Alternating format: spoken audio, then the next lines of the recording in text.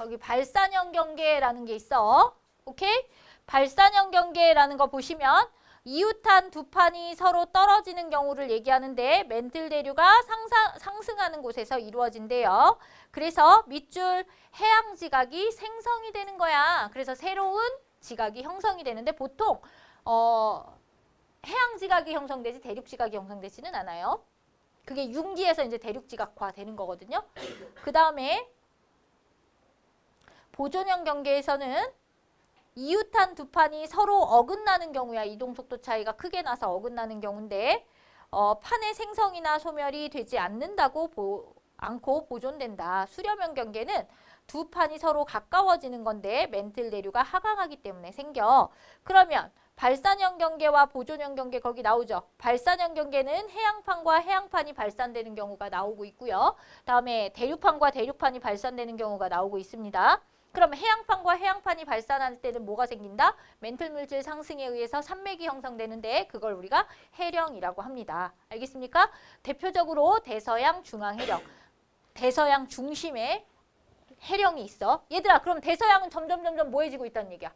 멀어지고 있다는 거지? 그럼 대서양은 커질까? 앞으로 작아질까?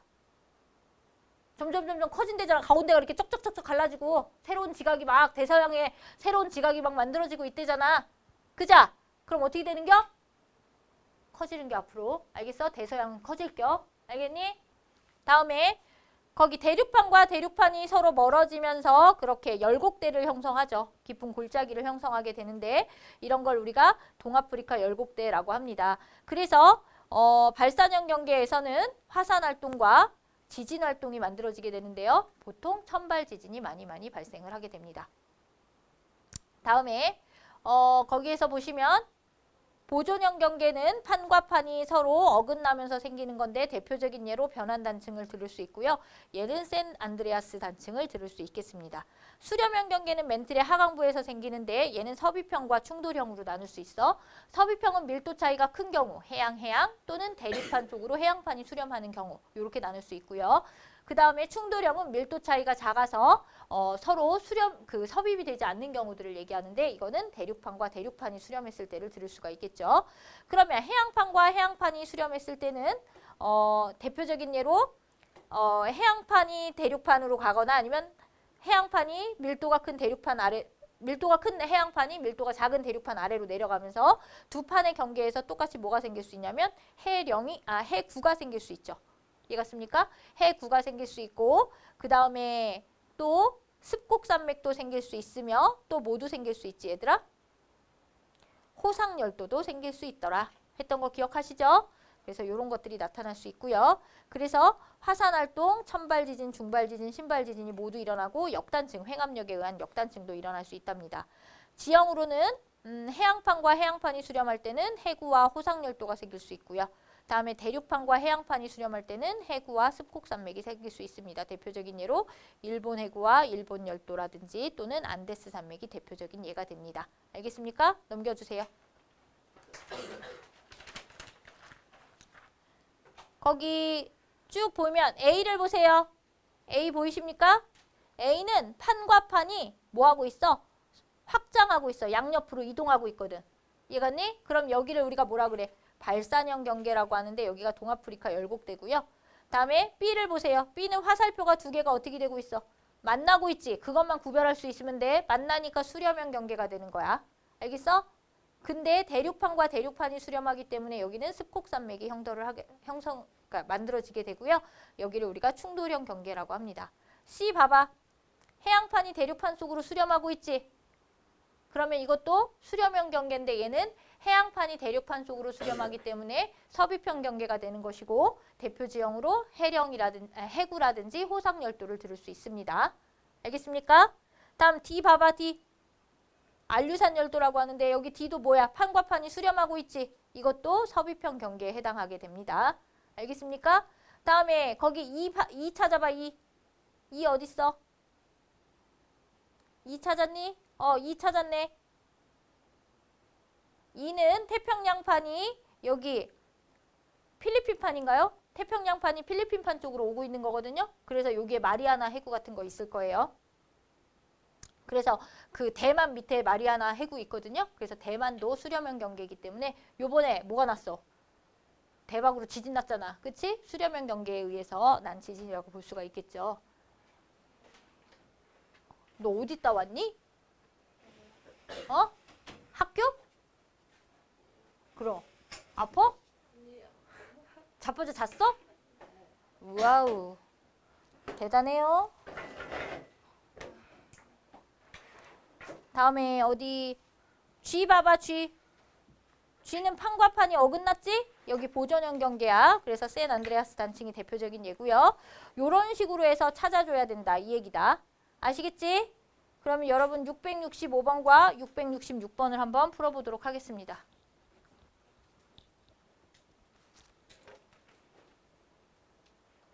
이제 볼게요. 우리 물질대사를 볼게.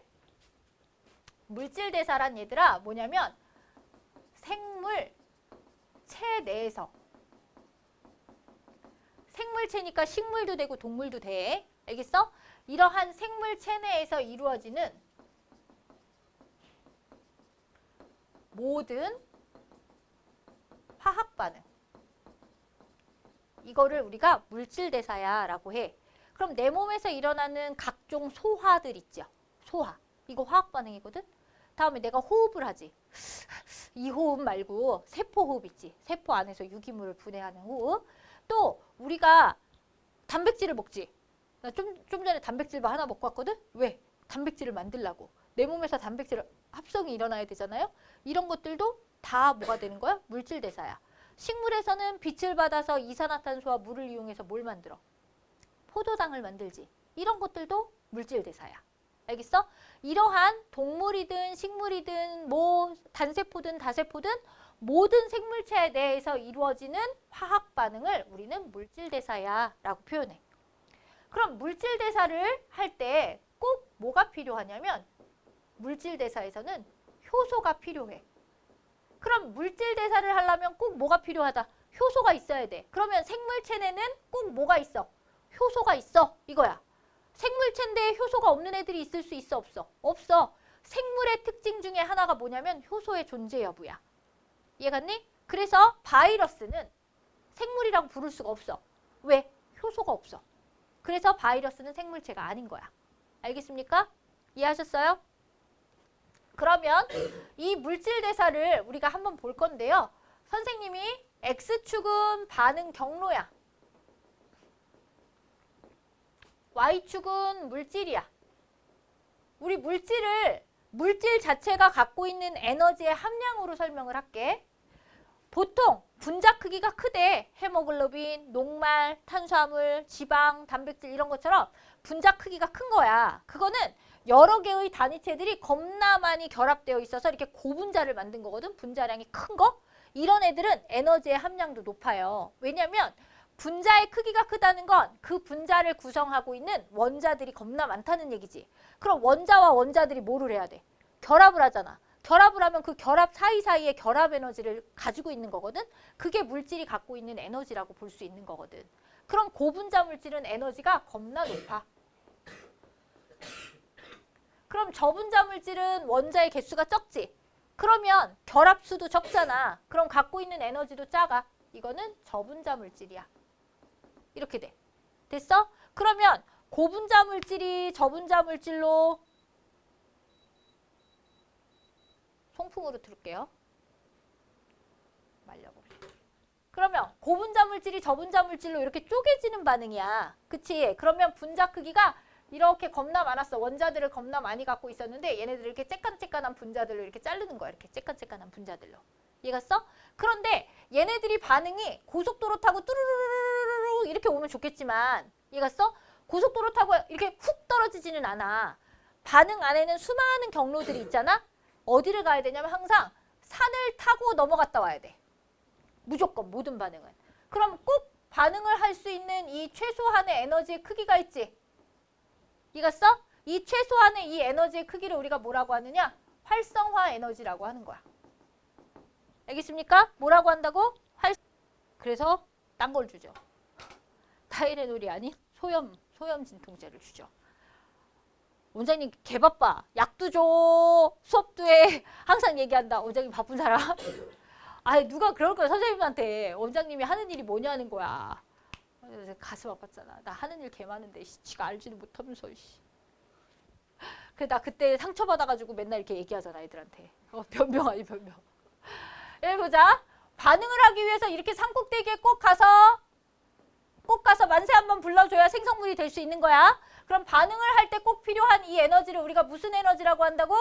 활성화 에너지라고 하는 거야. 이해갔니? 그러면 반응물과 생성물의 에너지 차이를 우리는 뭐라고 하느냐? 반응열이라고 하는데 반응열은 같은 반응에서는 항상 일정합니다. 알겠어? 그럼 활성화 에너지는 무엇을 결정하느냐? 어떤 물질 대사는 활성화 에너지가 어떤 화학 반응은 되게 높고요. 어떤 활성화 에너지는 조금 낮을 수도 있어요. 그럼 활성화 에너지가 결정하는 건 뭐냐? 이 활성화 에너지가 이렇게 작아. 이렇게 작으면 얘는 금방 올라갔다가 후루룩 하고 뭐 할 수 있어? 내려올 수 있어. 그러면 활성화 에너지가 작으면 반응을 빨리 할 수 있다는 거야. 활성화 상태에 빨리 올라갈 수 있어서. 근데 활성화 에너지가 이렇게 커. 그럼 활성화물까지 쭈루루룩하게 올라갈 때 시간이 오래 걸리겠지. 그럼 반응 속도가 어때? 느린 거야. 그래서 활성화 에너지의 크기는 무엇을 결정하느냐? 반응 속도를 결정하는 거다. 크기가 작을수록 반응 속도가 빨라져. 이렇게 보면 되는 거야. 이해갔니? 그러면 얘를 우리는 고분자 물질이 저분자로 쪼개지는 이러한 화학 반응을 생물 체내에서 일어날 때 뭐라고 하느냐? 이화 반응, 이화 작용 이렇게 불러. 알겠어? 그럼 고분자를 저분자로 쪼개는 이러한 이화 작용에 뭐가 있느냐?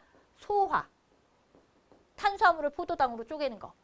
다음에 단백질을 아미노산으로 쪼개는 거. 이런 것들. 알겠어? 세포호흡.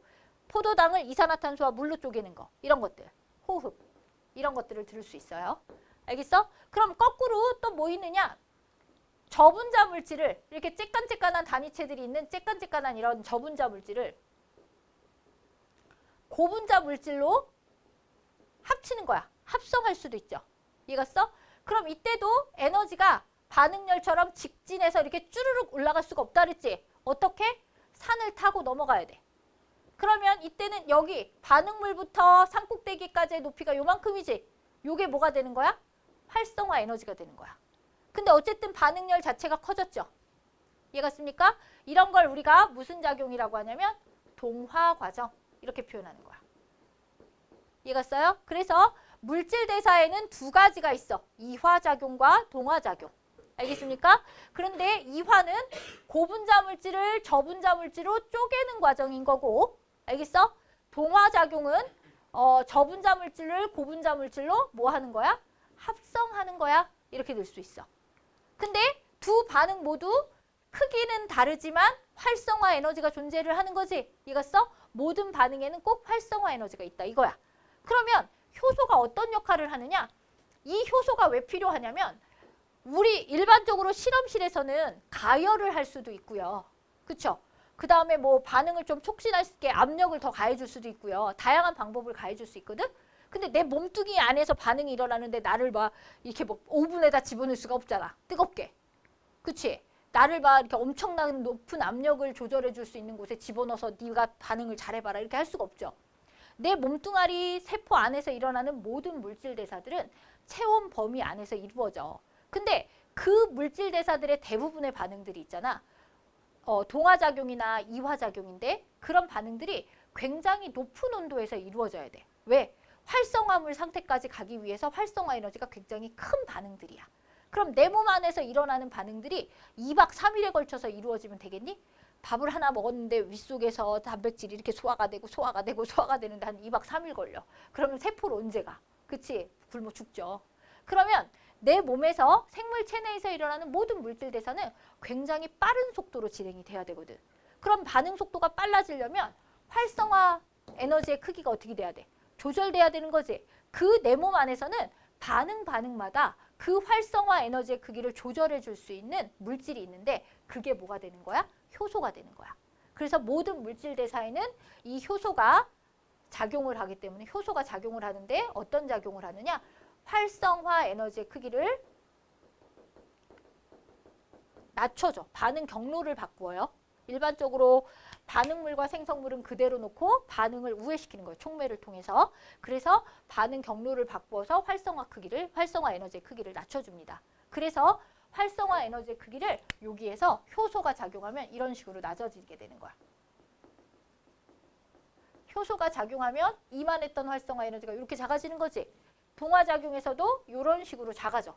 그럼 이만했던 활성화 에너지가 이렇게 작아지겠죠. 그러니까 생물 체내 안에서는 활성화 에너지의 크기를 낮춰주는 효소가 작용을 해. 이해갔어? 그래서 얘네들이 반응 속도를 촉진해 줄 수 있는 거다. 이 얘기야. 알겠어? 그러면 이런 효소는 활성화 에너지의 크기를 낮춰주는 무슨 작용을 하느냐? 촉매 작용을 하게 되는 거야. 알겠어? 무슨 작용을 한다고? 촉매 작용. 알겠어요? 촉매라는 것이 활성화 에너지의 크기를 낮춰주는 역할을 한다. 이 뜻이야. 그러면 이 효소는 특징을 갖고 있을 거야. 어떤 특징을 갖고 있는지 한번 살펴볼 거야. 얘네들은 어떤 특징을 갖고 있느냐? 첫 번째, 효소 자체가 생물 체내에서 뭘로 만들어지느냐면 단백질로 만들어져. 단백질로 구성되어 있기 때문에 모든 효소들은 내 몸에서 단백질이 있어야지 만들 수 있어. 단백질이 없으면 만들 수가 없는 거야. 알겠어? 그러면 우리 앞에서 배웠지. 단백질을 구성하는 기본 단위체. 뭐라고 배웠어? 아미노산이지. 아미노산들이 결합을 해. 무슨 결합을 해? 펩타이드 결합. 펩타이드 결합을 통해서 사슬형의 펩타이드를 만들죠. 폴리펩타이드를 만들어. 그 폴리펩타이드가 일종의 단백질인데 걔네들은 사슬형의 1차 구조를 갖고 있는 거야. 걔네들이 이렇게 평면 구조로 바뀌어 이렇게 조금 굽어. 그러면 2차 구조가 되죠. 2차 구조일 때까지도 기능을 못해요. 근데 우리가 단백질의 종류가 내 몸에서 쓰이는 게 다 다르죠. 효소의 종류가 다르듯이 단백질마다의 종류들이 다르거든. 그 기능을 수행하기 위해서 얘네들이 3차 구조로 바뀌어요. 이렇게 뭐 깎이기도 하고 접히기도 하고 뭐 꼬이기도 하고 하면서 3차 구조가 바뀐다는 건 입체 모양이 모두 다 다른 단백질을 만들게 되는 거야. 단백질의 종류마다 3차 구조는 다 달라질 수밖에 없는 거야. 이해갔어? 그러면서 기능을 다양하게 수행할 수 있는 단백질들이 나오게 되는 거지. 그러면 효소들도 마찬가지로 폴리펩타이드를 형성한 다음에 걔네들이 사슬형 1차 구조가 됐지. 2차 구조를 거쳐서 그 물질 대사에 맞게끔 3차 구조를 만들어서 단백질의 그 효소들의 종류를 만들어내게 되는 거야. 알겠습니까? 그래서 단백질로 구성되어 있다는 거. 근데 이 단백질은 특징이 뭐냐? 열에 약해. 뜨겁게 가열하면 그 3차 구조가 변성이 돼. 구조가 그대로 있어야지 기능을 할 수 있는데 열을 가하면 3차 구조가 이상하게 틀어지는 거야. 그럼 그 기능을 수행할 수 없는 상태가 돼버려. 이해갔어? 그래서 단백질로 구성되어 있기 때문에 열에 약하다. 그래서 가열하면 기능을 상실하는 거야. 됐어? 다음에 두 번째, 얘네들은 효소는 기질 특이성이라는 게 있어. 내가 아까 물질 대사가 내 몸뚱아리에 엄청나게 많이 있다 그랬지. 근데 그 물질 대사마다 수많은 동화 과정과 수많은 이화 과정에서 작용하는 효소들이 다 달라. 그럼 내 몸에서는 효소가 엄청 모아다는 거야. 많이 있다는 거지. 많은 종류가 있다는 거야. 그 이유는 반응마다 효소들이 다 다른 게 쓰이기 때문에 그래. 일례로 세포호흡이라는 걸 보면요. 포도당을 분해해서 이산화탄소와 물로 되잖아요. 그 안에 반응들이 얼마나 많냐면 해당 과정 안에서도 화학 반응이 한 4-5개 돼요. 그리고 TCA 회로 안에서도 6개의 반응을 거쳐요. 그 다음에 산화적 인산화, 거기 안에서도 수많은 전자 이동 산화환원 반응을 해요. 근데 그때마다 수많은 그 과정들마다 쓰이는 효소가 다 다르다 이 얘기야. 이해갔어? 그래서 효소의 종류가 되게 많다. 반응들마다 많다. 그래서 예를 들어서 얘는 효소 A, 효소 B, 효소 C야. 어떤 기질이 있었냐면 이게 기질 A야. 기질 A가 이화 과정을 거칠 거야. 그러려면 이 기질 A를 쪼개야 된다는 거지. 쪼개기 위해서 뭐가 작용해야 된다 그랬어?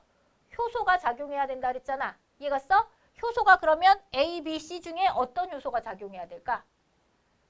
기질 A와 결합할 수 있는 효소여야 되거든? 그러려면 여기에 결합을 해야 돼. 결합할 수 있는 상태가 A겠냐, B겠냐, C겠냐. A하고 딱 맞는다고 볼 수 있지. 이해갔어? 그러면 A가 이렇게 쏙 들어갔다고 생각하는 거야. 알겠어? 그러면 요거는 얘네 둘만 결합할 수 있는 거지. 요걸 우리가 무슨 특이성이라고 하는 거야? 기질특이성 이렇게 표현하는 거야. 이해했어? 그 다음에 요렇게 효소랑 기질이랑 결합한 상태, 요걸 우리가 뭐라고 부르느냐? 효소, 기질, 복합체 이렇게 불러. 효소, 기질, 복합체를 형성하잖아? 그러면 요 빨간 상태가 되는 거야. 빨간 상태가 된다는 건 무슨 뜻이야? 에너지가 작아지는 상태가 돼. 이 뜻이야. 얘가 안 만들어지면 절대 에너지가 작아질 수 없어요. 이해갔습니까? 요렇게 해서 만든 다음에 결국에 어떻게 되느냐? A라는 효소는 원래 상태로 돌아와. A. 근데 기질 A가 이렇게 두 가지로 쪼가리가 났어. 이화했지. 이해갔어? 그러면 A라는 효소는 처음 모습이나 나중 모습이나 어때? 똑같죠? 그럼 효소 A는 반응에 참여한 거지. 반응에 참여는 했으면 실제 반응했어, 안 했어? 안 했지. 이해갔어? 그래서 효소는 활성화 에너지를 크기를 낮추면서 촉매작용을 한다는 건 무슨 뜻이냐? 스스로 반응하는 것이 아니라 반응을 촉진시키는 역할만 할 뿐이야. 이해갔어? 그래서 뭐가 가능한 거야? 재사용이 가능한 거야. 효소는 계속해서 쓴 걸 또 쓰고 또 쓰고 또 쓰고 또 쓰고 하는 거야. 왜? 써도 없어지지 않으니까. 알겠습니까? 이러한 특징이 있다. 알겠어요? 앞으로 효소의 특징 3가지만 더 할 거거든요. 우선 필요한 거 있으면 정리하시고 넘어가도록 하겠습니다. 지우고. 이제 야 3번이냐? 우리 효소의 특징. 촉매작용을 한다. 다음에 활성화 에너지 낮춘다. 다음에 뭐라고 썼냐? 기질특이성 썼냐? 그 다음 3번이냐? 3번? 3번. 효소의 특징 3번. 다음에 얘네들은 최적의 온도를 갖고 있어. 아까 전에 단백질이기 때문에 열 변성이 가능하다 그랬죠? 그러면 효소들은 어떤 범위 내에서 반응 속도가 높으냐? 35도에서 40도 사이. 즉 온도에 따른 활성도를 보면 온도가 높다고 무조건 잘 되는 게 아니라 35도에서 40도 사이 그 범위에서 활성도가 가장 높은 걸 볼 수 있다. 알겠어? 다음에 효소들은 또 효소마다 우리 생명체 내에서 작용하는 부분들이 다르죠. 사람을 보면 사람에 이렇게 기관이 있잖아. 기관마다 pH가 다 달라요. 대부분 중성이지만 약한 알칼리성을 띠는 부분들도 있고 약한 산성을 띠는 부분, 강한 산성을 띠는 부분들도 있어요. 식물도 마찬가지겠죠. 그래서 그 반응을 일으키는 기관에서 작용하는 효소마다 작용하는 pH가 달라요. 그래서 효소마다 최적의 pH가 다르다. 그래서 효소마다 작용하는 pH가 다 다르다는 거 기억하시면 될 것 같습니다. 알겠습니까? 이런 것들을 우리가 효소의 특징이라고 합니다. 그러면 예를 들어서 얘들아 A, B 여기는 C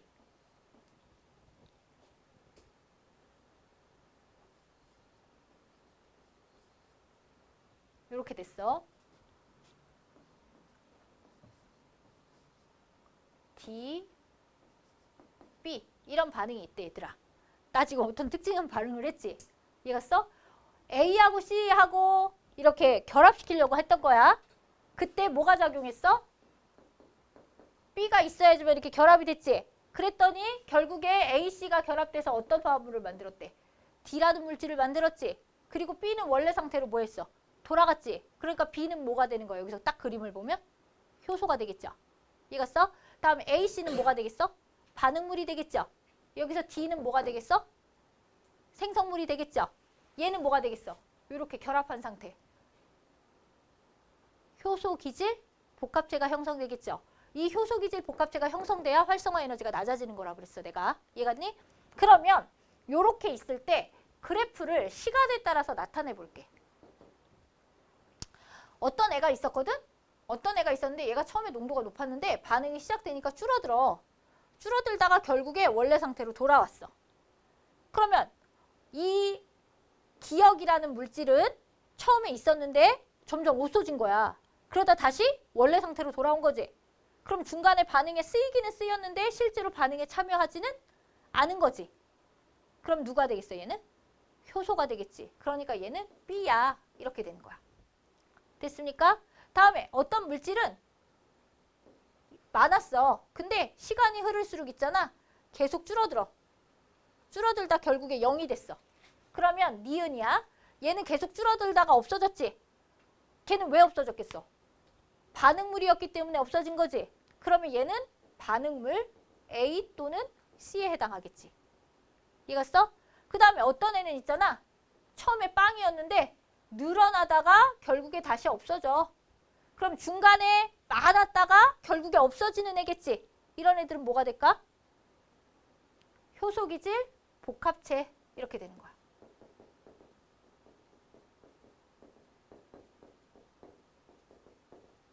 요거 됐어? 그 다음에 시간이 지날수록 계속해서 늘어나다가 일정해져. 얘는 결국에 누가 되겠어? 생성물이 되겠지. 리을 이렇게 되는 거야. 알겠어? 그래서 그래프하고도 매칭시킬 수 있어야 된다. 알겠습니까? 요런 걸 우리가 물질대사라고 하고요. 이런 물질대사는 우리 생활 주변에 엄청 많아요. 알겠습니까? 그래서 대표적인 물질대사가 거기에 나와 있죠. 우리 교재 192쪽에 세포호흡 나와 있습니까? 없습니까? 나와 있죠. 근데 세포호흡도 유기물을 분해해서 이산화탄소와 물을 만드는 건데 그거와 같은 화학 반응의 연소가 있거든요. 똑같은 유기물을 분해해서 이산화탄소와 물이 나와요.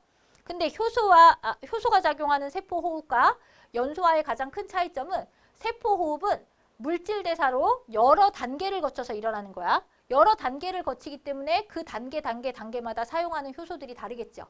그리고 중간에 그 중간체들이 다 나타날 수 있겠지. 그러면서 소량의 에너지를 조금씩 방출하기 때문에 우리가 뜨거움을 느끼지 못하는 거고요. 연소는 효소의 반응 없이 한 번에 다량의 에너지를 방출하면서 한 번에 이루어지게 되는 거야. 그래서 높은 온도에서 한 번에 다량의 에너지를 방출하기 때문에 우리가 따뜻함을 느끼게 되겠죠. 이해하셨습니까? 넘겨주실까요? 아까 효소의 주성분 뭐라 그랬어? 단백질이라고 그랬지? 그래서 단백질의 입체 구조에 따라서 물질마다, 기질마다 작용하는 효소의 종류들이 다 다르다라고 했던 거 기억하실 겁니다. 효소의 작용은 효소는 반응물과 일시적으로 결합해서 뭘 만든다 그랬어? 효소기질 복합체를 만드는데 이런 효소기질 복합체는 무엇을 줄여주는 역할을 한다? 활성화 에너지가 작아지는 역할을 하게 되는 거야. 그래서 반응이 조금 촉진될 수 있습니다. 그 후에 그러면 효소는 입체 구조가 들어맞는 기질과 결합하여 효소기질 복합체를 생성하고 이걸 우리가 기질특이성이라고 합니다. 촉매작용을 한다. 촉매작용을 한다는 건 활성화 에너지를 뭐 하는 거라고 그랬어? 낮춰주는 작용을 한다. 이거야. 효소는 기질과 결합하여 촉매작용을 함으로 효소기질 복합체의 양이 많을수록 반응 속도가 빨라질 수 있습니다. 그럼 효소의 양이 많을수록 반응 속도가 빠르다고 볼 수가 있겠네요. 그다음에 효소는 반응에서 소모되거나 변형되지 않고 반복적으로 재사용할 수 있는 이유는 반응을 중간에 도와주는 역할을 해요. 하지만 실질적으로 반응에 참여하지는 않기 때문에 반응을 촉진시키는 역할만 하게 된다는 얘기죠. 이해갔습니까? 그렇기 때문에 재사용이 가능하다. 이런 얘기야. 알겠습니까? 그러면 효소를 이용한 생명현상을 보면 효소는 영양소의 소화나 혈액의 응고, 몸의 구성 성분 합성, 다음에 해독작용 등 다양한 생명체 내에서 일어나는 모든 물질 대사에 다 관여를 하게 된다. 이 얘기야. 우리가 항산화작용 막 이러잖아요. 내 몸에서 활성산소가 막 만들어진다는 거잖아. 그러면 그 이유가 왜 그러냐면 내 몸에는 간이라는 곳이 있죠. 간에서 해독작용을 하기 위해서 다양한 효소들이 있는데요. 그 효소들 중에서 카탈레이스라는 효소가 있어요. 그 카탈레이스라는 효소는요. 내 몸에서 생기는 과산화물을 분해해서 산소를 만드는 특징이 있어요. 그러면 과산화수소를 물질대사에서 분해하면 결국에 산소가 돼. 이렇게 볼 수 있겠죠. 그래서 과산화수소를 놓고 산소가 발생하는 것을 보면 과산화수소의 그 분해 속도가 매우 느리기 때문에 잘 보이지 않거든요.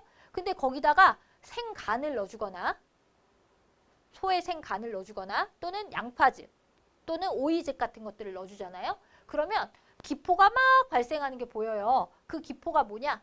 산소가 되는 거야. 이해갔어? 걔네들을 넣음으로써 산소의 발생 속도를 촉진시킨 거죠. 이해하셨습니까? 그러면 그런 곳들에 들어있는 게 뭐냐? 효소가 있기 때문에 생간이나 양파즙에 그 효소의 이름이 뭐냐? 카탈레이스예요. 근데 이 카탈레이스라는 것은 가열하면 안 된다 그랬죠. 그래서 간이나 양파즙을 끓여서 넣게 되면 발생이 되지 않습니다. 그러면 과산화수소의 분해 반응이 촉진되지 않는다는 얘기가 되겠죠. 그래서 가열을 하면 되지 않는다라는 것을 볼 수 있습니다. 아시겠습니까? 그 밑에 거 한번 풀어보도록 하겠습니다.